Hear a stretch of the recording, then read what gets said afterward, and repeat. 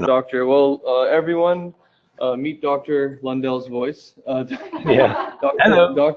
Dr. Lundell, I heard him speak in Phoenix, Arizona, and he blew me away just by his wit, his sharpness, and just willingness to really evolve as a doctor year by year. Oh, I see you now. Hello. Hi, Hey, everybody. Doc. Go ahead and get started then. All right. Sounds good. Thank you, Doc. Yeah, you bet. All right. Hello, everybody. So welcome. My name's Dr. Lundell. I've been practicing and teaching functional medicine for about 15 years now. I practice outside of Boulder, Colorado. So it's a beautiful area up here. And let's see, a little bit about me and my training. I have a DC, and I did what's known as APC, which is advanced practice, which I've got a license in New Mexico as well. And in New Mexico, we're actually the only state that sort of tiers the chiropractic profession. So you could do a master's level training and get what's known as an advanced practice certification. And that actually gives us the ability to do injections and some other things. So that's kind of nice there.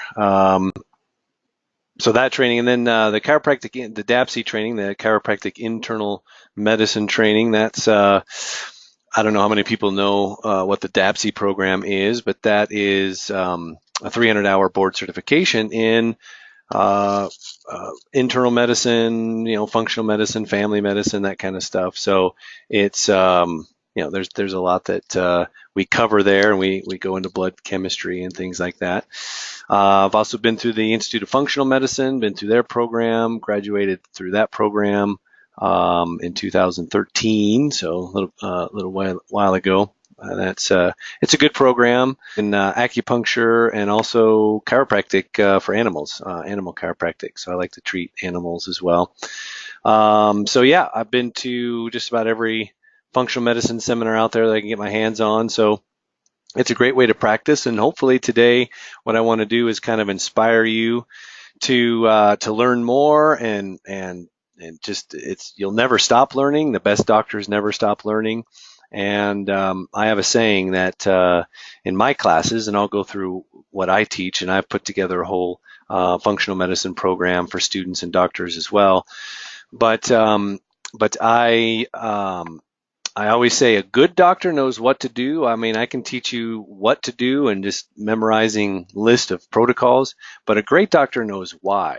We really want to understand why something happens, and that means understanding the physiology, the biochemistry, the pathology of what's really happening, because then you can treat each patient as an individual, and you'll be able to help everybody that walks through your door. So when I teach blood chemistry, it's about learning what each analyte actually is, not just listing and memorizing a list of, if it's high, we're going to give them these supplements, or if it's low, we're going to give them these supplements. That's the worst way to learn blood chemistry and functional medicine. It has its place, but it's not something that I recommend. What we really want to do, and how I teach, is to teach you what that analyte is and what it's doing. And so if it's high, why? What is the physiological, pathological process underneath that? And that's quite different than just memorizing a list of supplements or treatments to give that person. So what we're going to go through today is, let me see something here. I am going to, okay, that's good. Get rid of that box there. So hopefully, can you see the whole screen now? Just type in, or let me unmute you here. Okay, can you see the whole screen now, George? Yes, we can. Okay, perfect. All right, so what I want to do today is talk about the mitochondria and respiration, and add some things to what you've probably learned in class, but I want to make it more practical and add to it how it manifests in the clinical setting. I gave this talk highlighting ribose as I want to give you some clinical and practical pearls as well. And ribose is something that people don't utilize much in their practice, enough in their practice, but it is a very good cellular respiration and mitochondrial support, along with other things that you'll know, CoQ10, L-carnitine. But yeah, be prepared to take some notes because I'll give you a lot of information that's not just in the notes too. Okay, so little energy metabolism review. Okay, while you're eating your lunch, there's two major pathways of energy production. Okay, we have so glucose goes into the citric acid cycle. Okay, and makes ATP here on the left. That's the glucose 6-phosphate all the way down to pyruvate and glycolysis.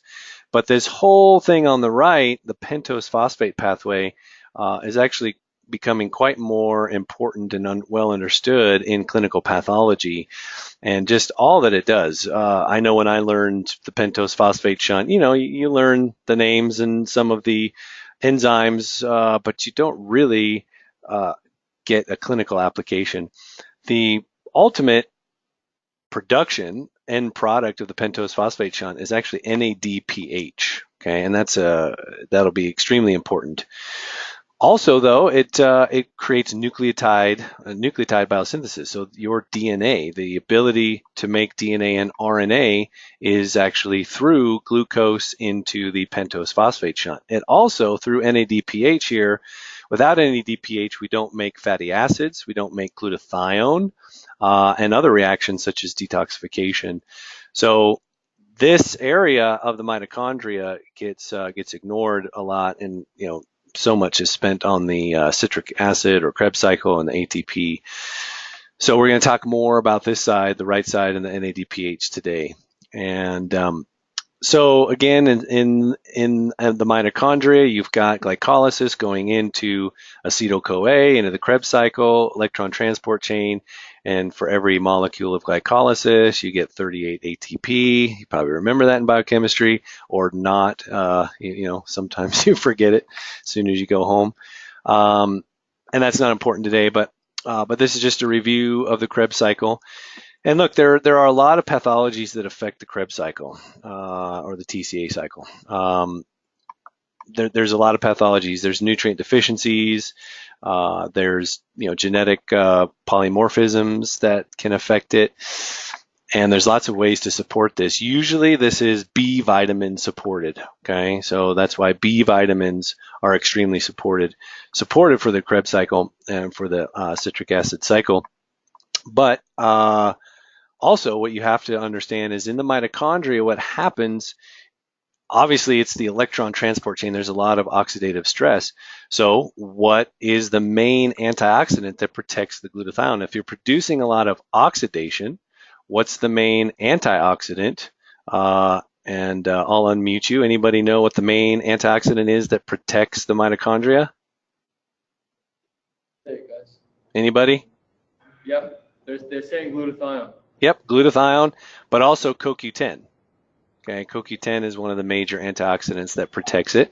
But you're right, glutathione protects it, and so any insufficiencies or deficiencies in glutathione or excess demand on the glutathione system is going to create oxidative damage, or what we call mitochondrial uncoupling. And so what happens is the mitochondria start to create holes in it, and the enzymes start to be degraded. So that's why we use things like acetyl L-carnitine and CoQ10 in high amounts. That's the other thing in functional medicine that you want to understand to be a successful practitioner.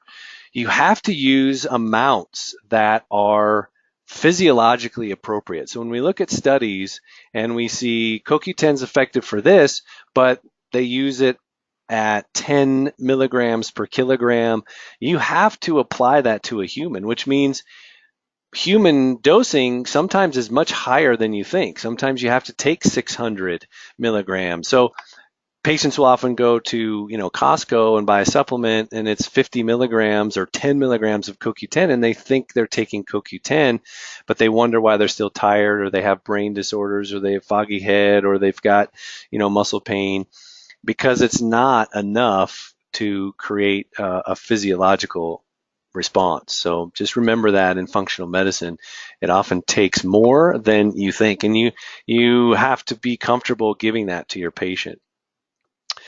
So here is the pentose phosphate shunt. Okay, remember ribose is actually made endogenously, but only through the pentose phosphate shunt, and we need ribose to actually make ATP, right, which is adenosine triphosphate.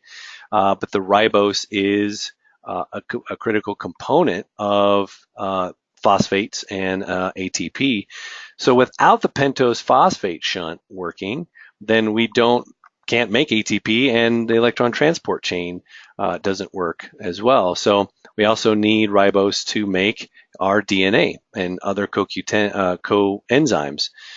So glucose 6-phosphate is taken down into here, this ribulose 5-phosphate, which is reduced into ribose 5, and then ribose is made into nucleotides, coenzymes, and our DNA and RNA.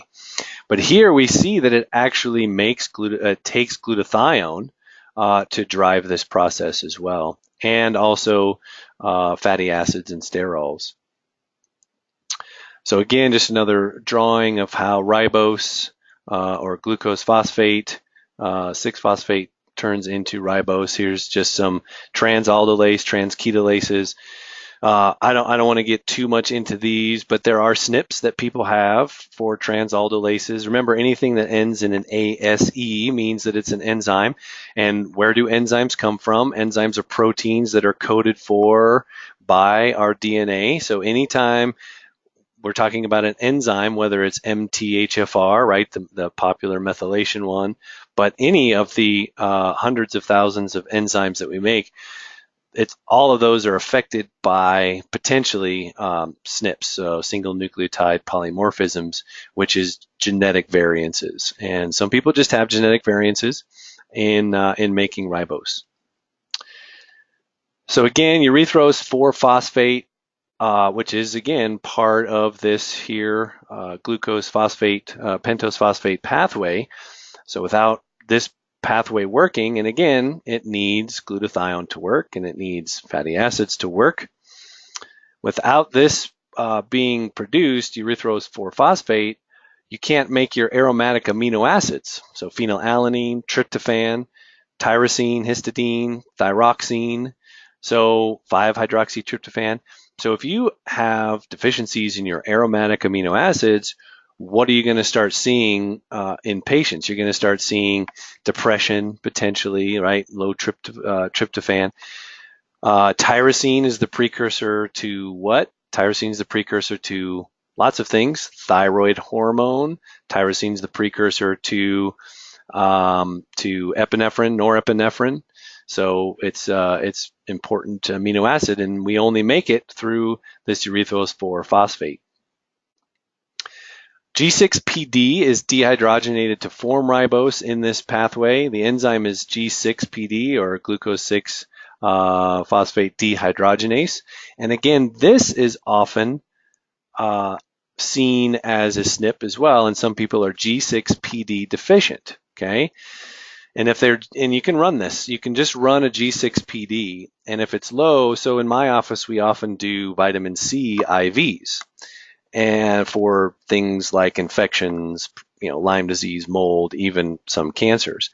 And if you do vitamin C IVs, you have to run a G6PD, because vitamin C at high doses, we're talking 50 grams, 100 grams as an IV, then that creates an oxidative stress on the body. And if you don't have enough G6PD, which means then you don't have enough NADH and glutathione, then red blood cells will lyse. And sometimes you can detect that on your blood work if somebody is having a lot of red blood cell lysis. And you'll see that by a high RDW. Okay, that means that there's a lot of red blood cells turning over. And you'll see that, and I often use that as a marker of glutathione deficiency. So a little clinical pearl, if you see high RDW, especially in a male, right? It's more common in a female to have a high RDW because of menstruation, but if it's in a male, then then they shouldn't have a high RDW up in the 14s, 15s. If that's the case, then red blood cells are being turned over at a higher rate, and that's often a glutathione deficiency or G6PD deficiency. So you'll also, if hemolysis is happening, then you're going to see high iron, serum iron, because that iron is going to be released. And depending on the rate of hemolysis, they may or may not be anemic. Okay, so you can't rule it out with anemia. It's going to have a pretty high rate of hemolysis or blood loss to be anemic, but usually you're going to see that high RDW. And again, there's a significant mosaic phenotype, meaning that it expresses this G6PD deficiency and glutathione deficiencies can express in many different ways. That's what mosaic means. Many different phenotype means expression. So some are affected and others not. Obviously, a smoker is going to be more affected. A drinker is going to be more affected. Maybe a professional athlete or someone who's really, creating oxidative stress through that, or someone who's sedentary. So in these cases, supplementing ribose preserves ATP, produces more NADPH, and produces more reduced glutathione. It helps your body recycle the glutathione. So a lot of times I'll run G6PD if I see a high RDW in a non-menstruating female or male. So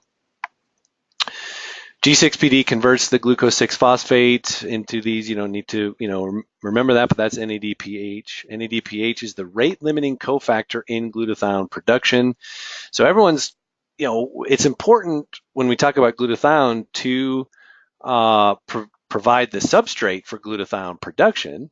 And I'm going to ask everybody, name the 3 amino acids that are needed to make glutathione. Anybody? Glycine, cysteine, and glutamic acid.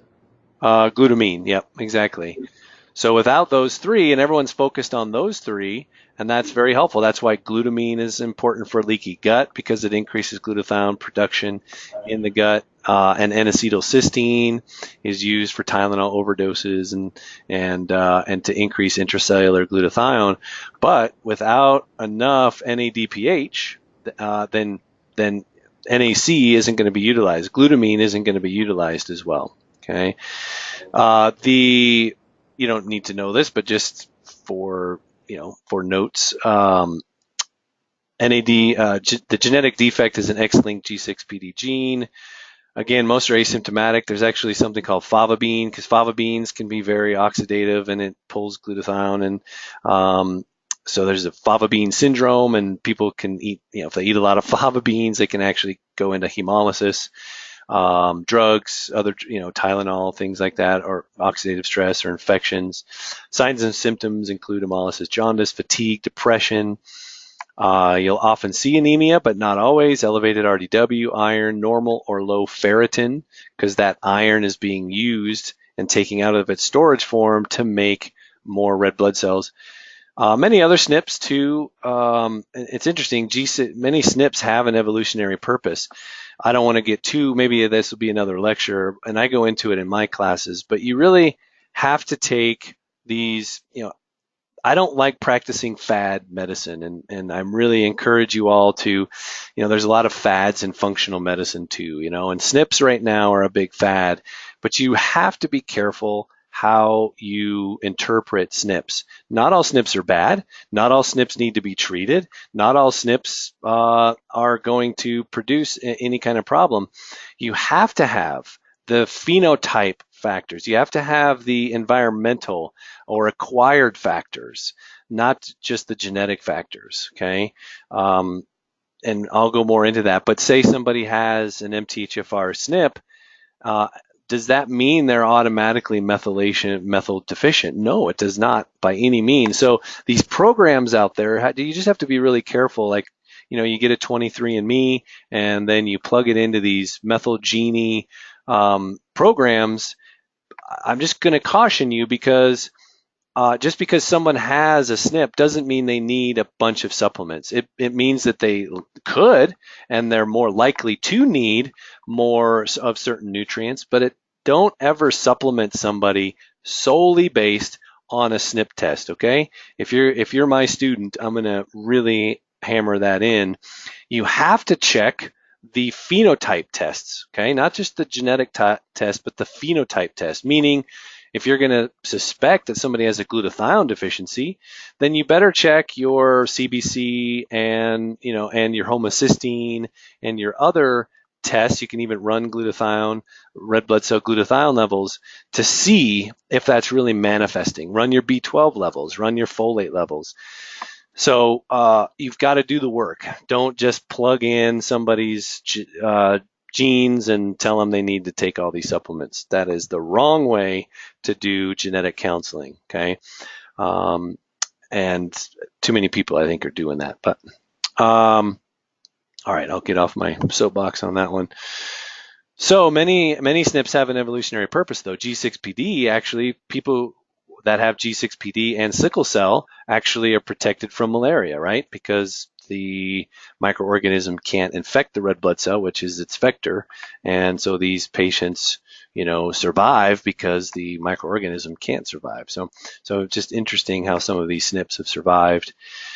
But this pathway, again, provides your glutathione, your reduced glutathione, okay, your oxidized glutathione from the pentose phosphate pathway. And purines, again, purines are needed to make our DNA and RNA. And there's two main pathways to make purines. The mitochondria use ATP metabolites to form new ATP for energy production. Consequently, ribose is crucial for both the de novo and the salvage pathways. Okay. And here are the pathways. So you've got your ribose that goes into your cytosine, thymine, uracil, adenine, guanine, and you've got the ribose that goes into your ADP and GMP here. Okay. So the cell energy derived from ATP, and so a cell energy is derived from ATP and NADPH, which is the pentose phosphate shunt.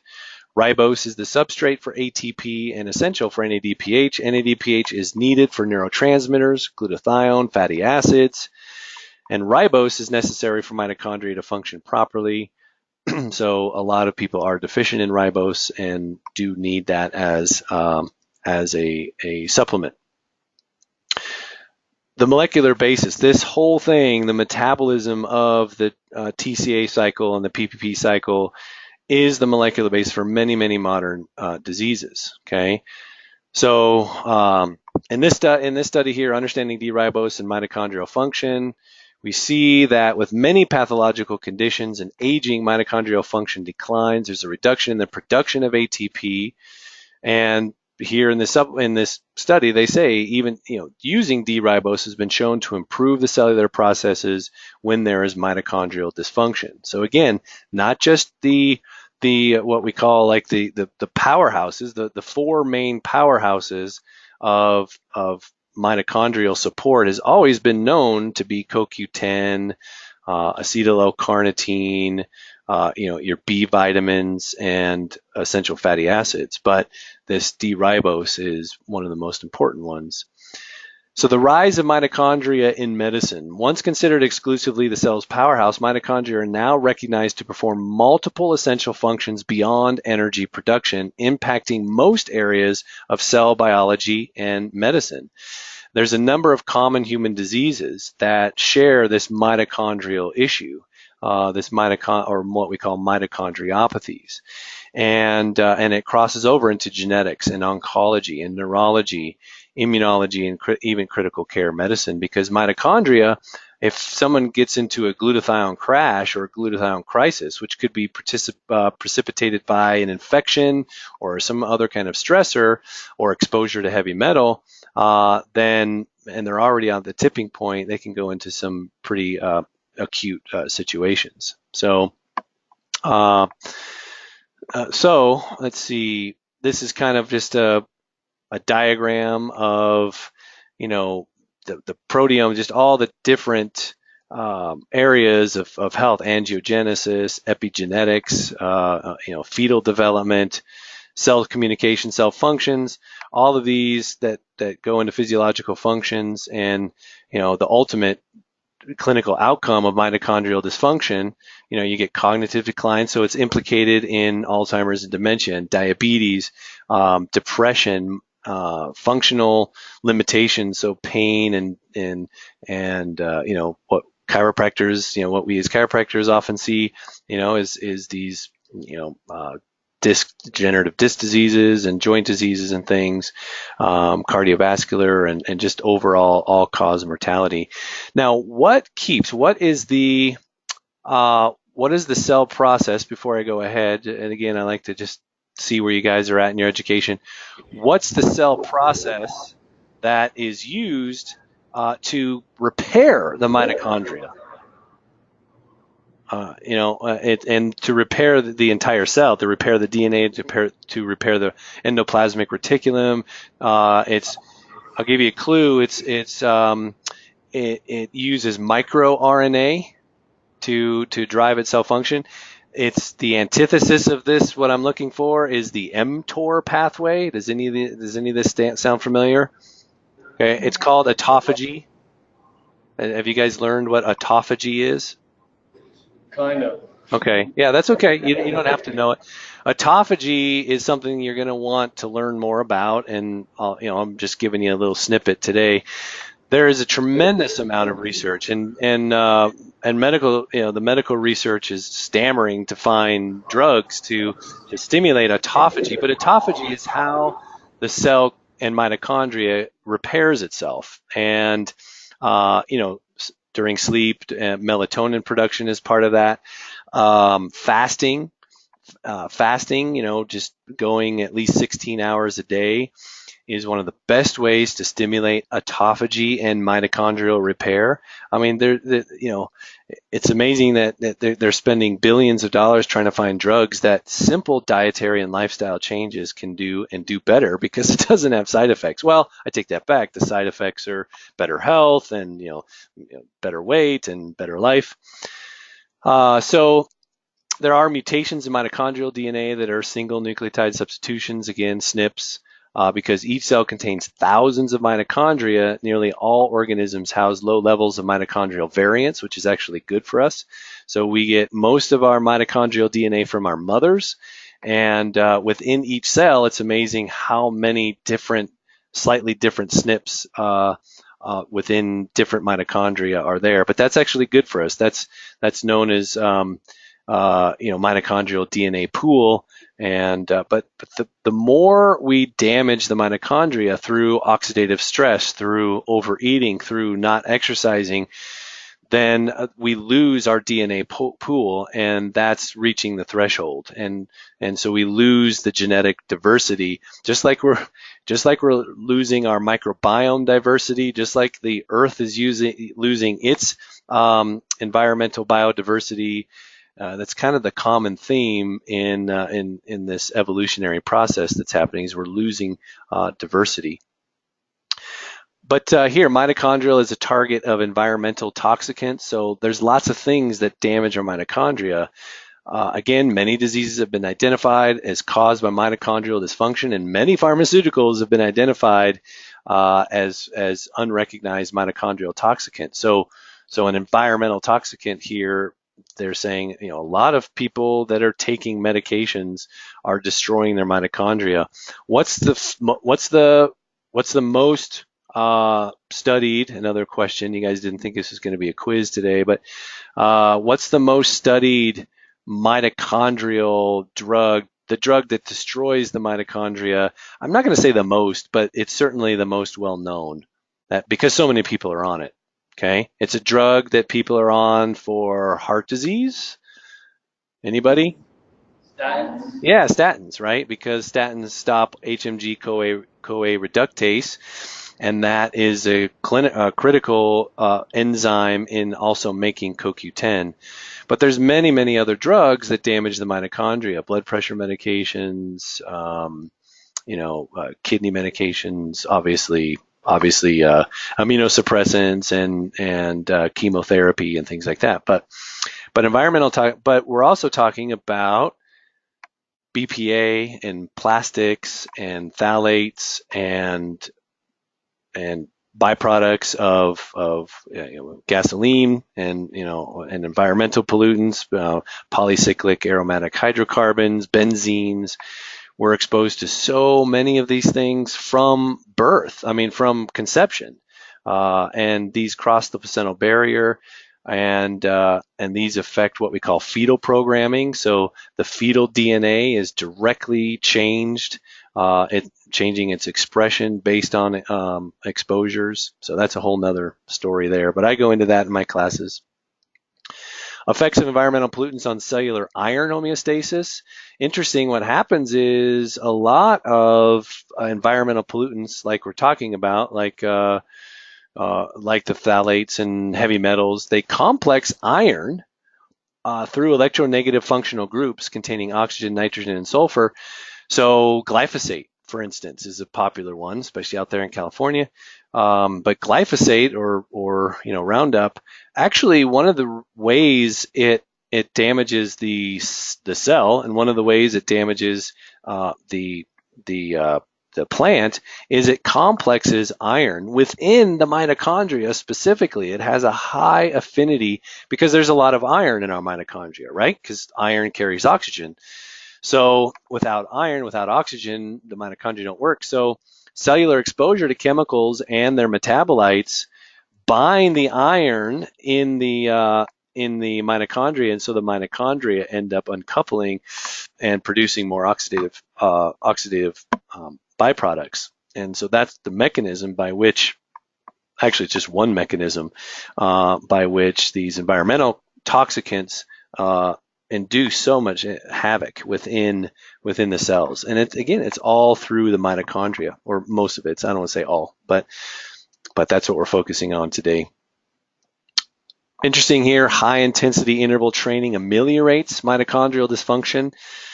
And the reason why high intensity does it more than just going for a walk, I always have to tell my patients, hey, going for a walk is great. I'm all for going for walks, but it's not exercise. Okay, we don't want to call it exercise. It's better than sitting on the couch.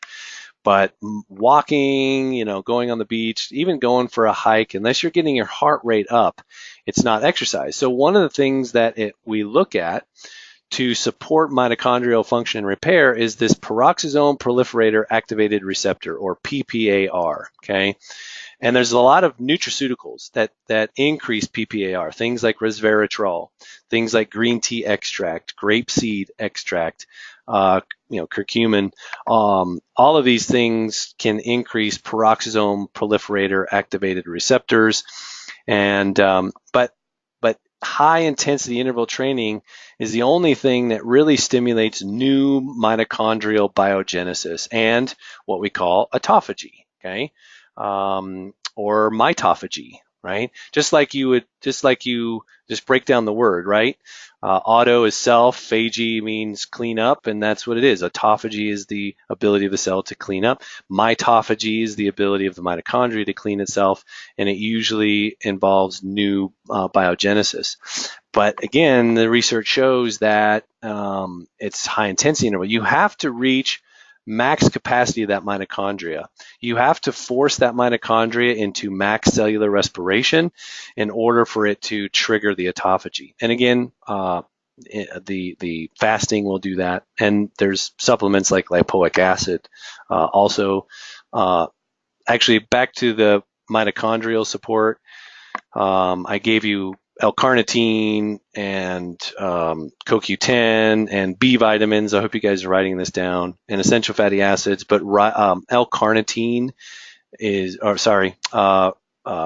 alpha lipoic acid or lipoic acid is huge. It's why alpha lipoic acid is used in drugs. They've been trying to make it a drug for 20 years now because it's so effective at decreasing blood sugar levels by increasing cellular respiration, increases PPAR. There's a whole class of drugs that try to increase PPAR. And again, lipoic acid does it better, or at least as well without the side effects. And again, just a little thing about exercise, another thing about exercise, because as functional medicine practitioners, we're really lifestyle.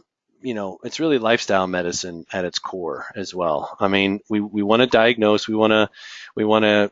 By the way, what does the word diagnose really mean? I was a Latin major. That was one of my majors in college. So I love the study of words and the origin of words. But dia means to see the whole thing, like diameter. It's to see the whole thing through. Okay, and then and gnosis means to know. So the term diagnosis just means to be able to know and see clearly the whole picture. I mean, how cool is that? So that's what we really want to do as functional medicine doctors and chiropractors, and whether we call it a diagnosis or not, it doesn't matter. We want to see the whole patient. We want to see the whole thing through, what's really going on. And ultimately, so much of what we do is counsel our patients in the right type of lifestyle changes.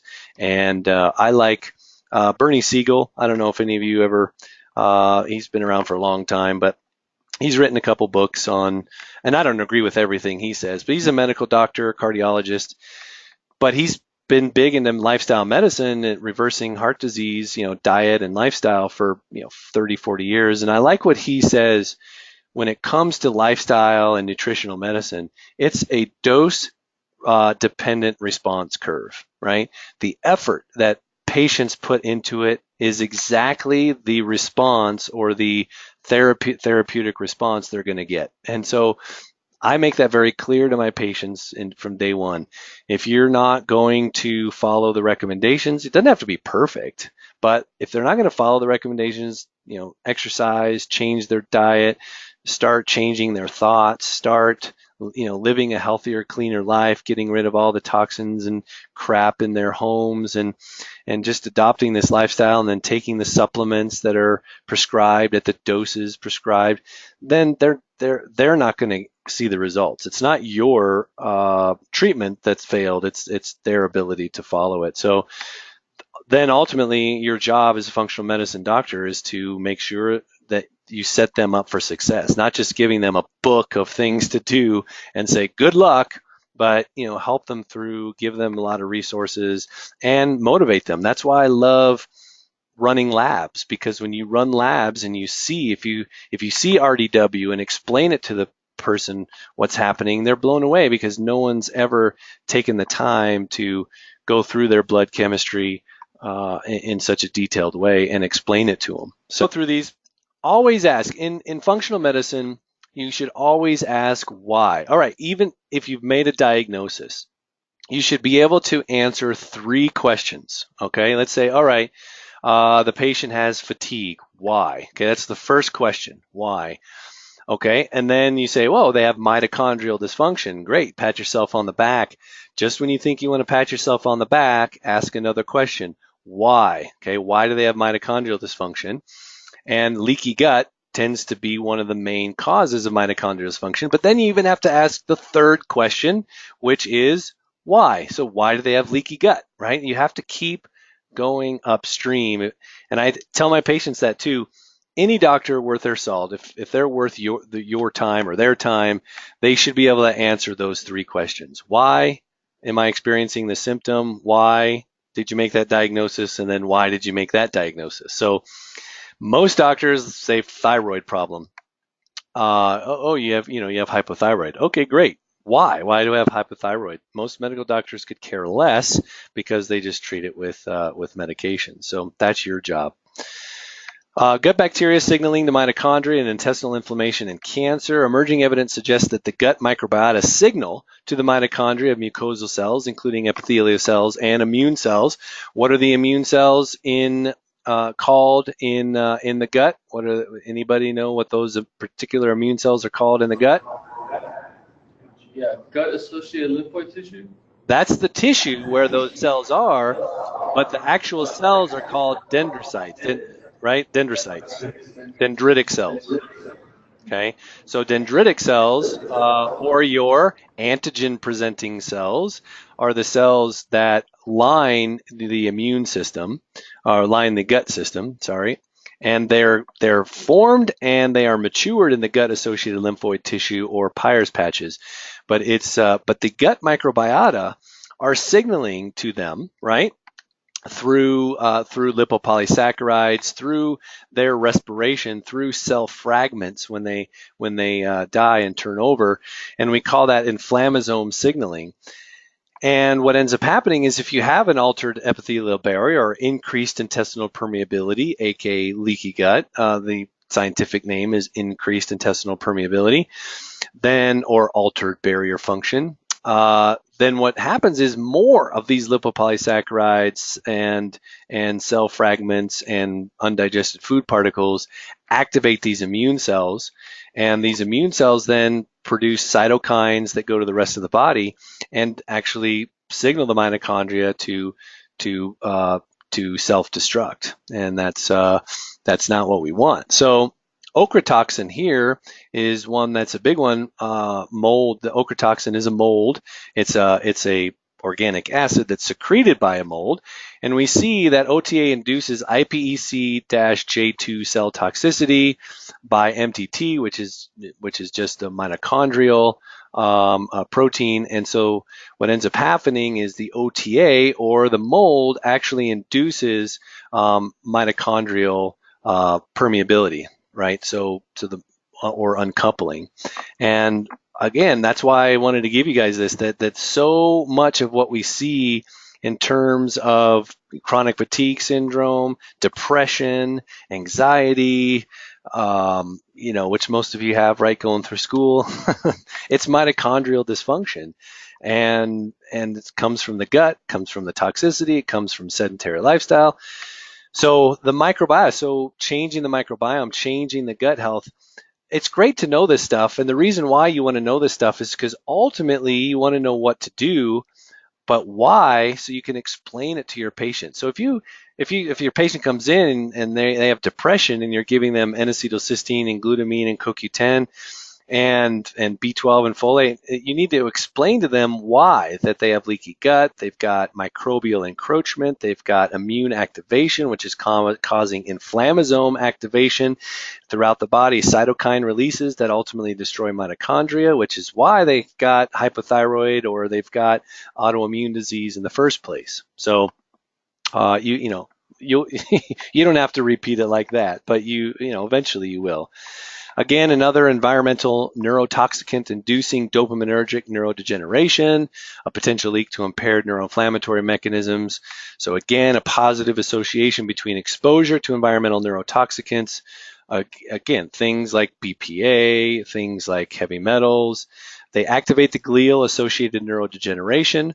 Pesticides are absolutely one of the most implicated. And I have studies upon studies on how pesticides are related to Alzheimer's and even autism and things at the other end of the lifespan as well. So again, ribose just becomes something that a lot of practitioners don't do. I do a lot of functional medicine consulting, and doctors who are just starting out or doctors who have been doing it for a long time and just have a tough case. And if we see any mitochondrial dysfunction, 99% of them aren't using ribose. And it's, now you guys are like 99% of the head of the curve on this one. So ribose can just be really important. This study here, myalgic encephalomyelitis and chronic fatigue syndrome, it's a mitochondrial issue caused here by intestinal permeability, right? Increased intestinal permeability becomes so important. And there's very few things that get me kind of irritated these days, like if patients or, the general public doesn't know about this kind of stuff. And the only thing that really gets me going is when someone says there's not a lot of science behind, increased intestinal permeability or leaky gut. Oh my goodness, don't get me started, okay? Just because you haven't read it doesn't mean it doesn't exist. And that's kind of, contempt prior to investigation is like the greatest scientific sin there is. So you can remind people that of that if they kind of ho-hum this kind of stuff. But increased intestinal permeability causes dysautonomia, neuroinflammation, neurocognitive. It really is real. There's so many PhDs and MDs doing these studies, and so there's other things we can do. Again, calorie restriction, fasting. These are things I've already mentioned. Ketogenic diets. Okay. And again, polyphenols are really important. Omega-3 fatty acids. Polyphenols are things like green tea and grapeseed extract. Those are two that I use a lot in my practice. Again, D-ribose. So there are a lot of studies that say, all right, we know the mechanisms and we've got the theory, but does it work in practice? And yes, it does work in practice as well. Ribose with fibromyalgia, cellular protection during oxidative stress, a potential role for D-ribose and other antioxidants. I use D-ribose for normalization of leaky gut. But again, normalization of leaky gut and chronic fatigue syndrome is extremely important. Ribose accelerates gut motility and suppresses body weight gain. So any kind of gastrointestinal inflammation and constipation, ribose can be very helpful for that. High expression of RBKS gene, that's the gene that codes for the ribose, but I'm going to kind of just skip some of that here. D-ribose is good for, I'm just going to kind of go here so you guys can see this. D-ribose is good for healing wounds as well. It's good for, acne and skin stuff. It's also really good for the heart. We kind of got a little bit of a late start, and maybe I'll do a part 2 and go more into the heart physiology, but I'm going to skip through that due to time. But again, a lot of studies here on how antioxidants and N-acetylcysteine, vitamin C, polyunsaturated fatty acids. I just find it interesting. Like here, it says the use of N-acetylcysteine in patients undergoing cardiac surgery should be strongly recommended. Do they do that? Hell no. They don't do any of that in the clinical setting, and they should, because we have the studies to show that it can prevent acute kidney injury, it can prevent the incidence of AFib. It's really pretty amazing. So I use N-acetylcysteine a lot in my practice as well. So let me just skip down here. So I have a nutritional functional medicine series called Nutritional Pathology. You can go to my website and check it out, drbrandonlundell.com. If any students are interested, you can send me your student ID, and I will give you $1,000 off of the program. It's $29.95, which is a steal because it's about 75 hours. It's 6 modules. And I go into blood chemistry, inflammation, methylation, autoimmune, gastroenterology, endocrinology, case studies, metabolic syndrome, all that stuff. So you can, it's the DAPSI program, it's the IFM program, it's all of that condensed into what's really useful and practical on a daily basis. And I walk the walk because, I still have a full-time practice as well as teaching, so I use this stuff on a daily basis. So if anyone's interested in taking the class, just email me at hhc@drbrandonlundell.com, and I'll give you the code. It's only good while you're a student. So, and I walk you through it. I'll make sure that you guys know everything of how to implement this stuff. So, you guys. I know you guys got to go, but if there's any questions, thanks for hanging in there, and hopefully you guys got just a couple of tidbits. 1 hour among the many thousands you have still to learn all this stuff, but hopefully you got some good takeaways from today.